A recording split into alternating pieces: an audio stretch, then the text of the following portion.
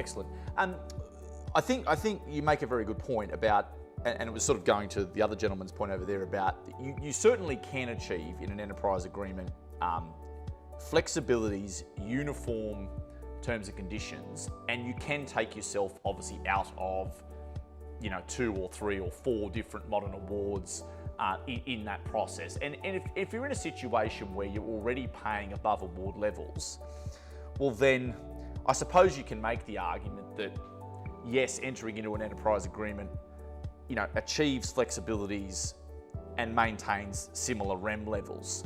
My probably slightly more, what I try and look at first when I look at an organisation that's going down the path of an enterprise agreement, I sort of go through a process of really, do they need it, or can they achieve the same result through change in contractual provisions? And sometimes the answer to that is yes, and sometimes the answer to that is no.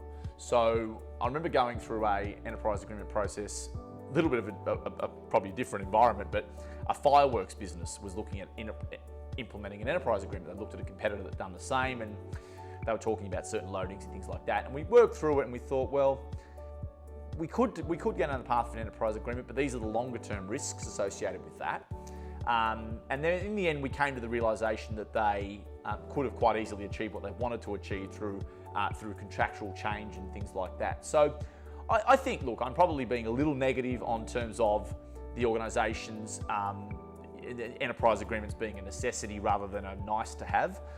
I think that yes, you can achieve flexibilities. Yes, you can achieve uniformity through those things when you compare them to the various modern awards you might be operating under.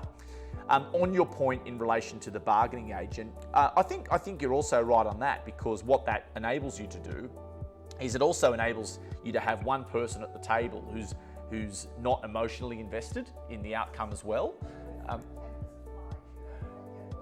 Correct, and the day after the enterprise agreement is approved, you're dealing with the people who are in the organisation who may have grievances about whatever it is that they have at work. But I guess what was very good about this recent one I did for the childcare facility is, they had an enterprise agreement. They had a negotiation last time that went for 8 months, and this time we finished it in 2.5 months.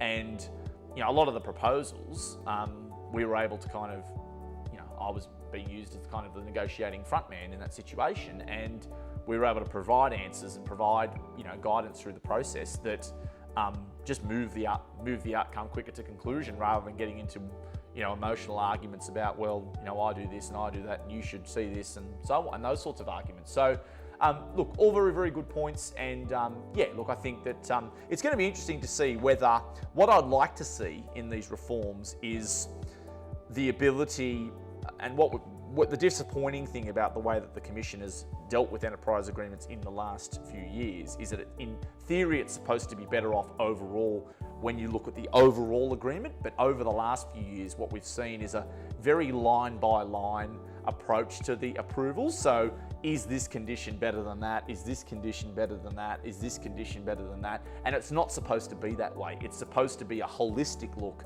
at the agreement versus the relevant awards. So all very, very good comments, and thank you both for your contribution. Thank you all for your contributions on that. Any questions on the Zoom? Does anyone have any, at the Teams meeting, has anyone got any questions that they would like to ask about enterprise agreements before we move on to something else? No? Great.